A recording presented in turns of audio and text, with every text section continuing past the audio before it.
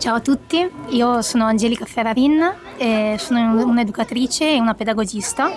e in questi anni ho lavorato in diversi contesti multiculturali, come ad esempio appunto l'educativa domiciliare in cui andavo a casa delle famiglie straniere e mi occupavo di accompagnarle con dei percorsi educativi appropriati ai bisogni che loro esprimevano. Ho lavorato come insegnante di alfabetizzazione, quindi ho accompagnato un gruppo di studenti delle scuole medie appunto per l'insegnamento della lingua italiana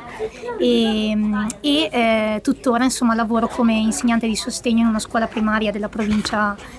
di Mantova e quest'anno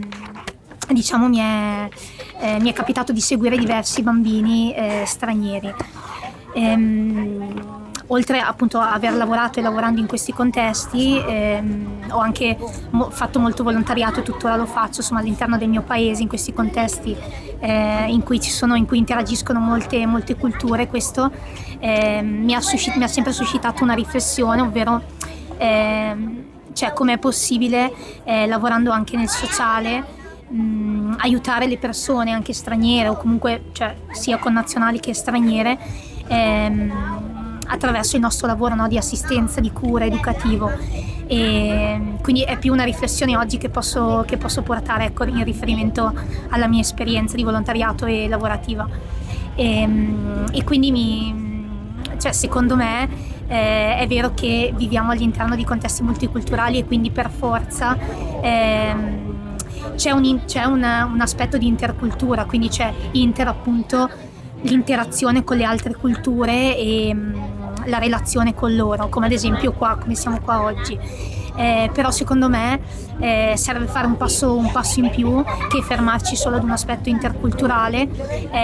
ma secondo me bisognerebbe parlare proprio di dialogo transculturale, ovvero il dialogo appunto, cioè il parlarsi e non solo l'interagire così vedendosi e salutandosi, ma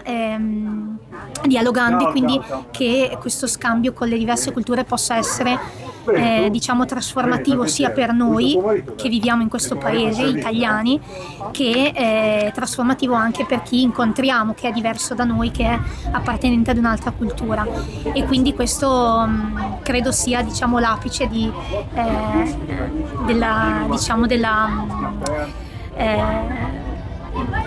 anche un po' di questo contesto in cui stiamo vivendo, e questo sarebbe veramente, insomma, si auspica che succeda questo.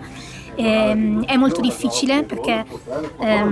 serve mettersi in discussione, quindi noi stessi ma anche gli altri, e quindi con i propri schemi di riferimento, con le proprie convinzioni, i propri valori, le proprie abitudini, e soprattutto in questi contesti anche il modo in cui abbiamo di curare l'altro, di assistere l'altro, perché comunque stiamo parlando di contesti assistenziali o comunque educativi o ricreativi, e quindi questo è difficile, però appunto serve formazione, serve una predisposizione interiore sia nostra che dell'altro, e solo così potrà avvenire diciamo questa trasformazione reciproca. Importante, un'ultima cosa che voglio dire, importante che però non si rischi da una parte di sottovalutare diciamo l'aspetto culturale dell'altra persona, e quindi cioè di non rispettarla in quella che è la sua identità culturale, dall'altra parte però non bisogna neanche sopravvalutare diciamo questa identità culturale, quindi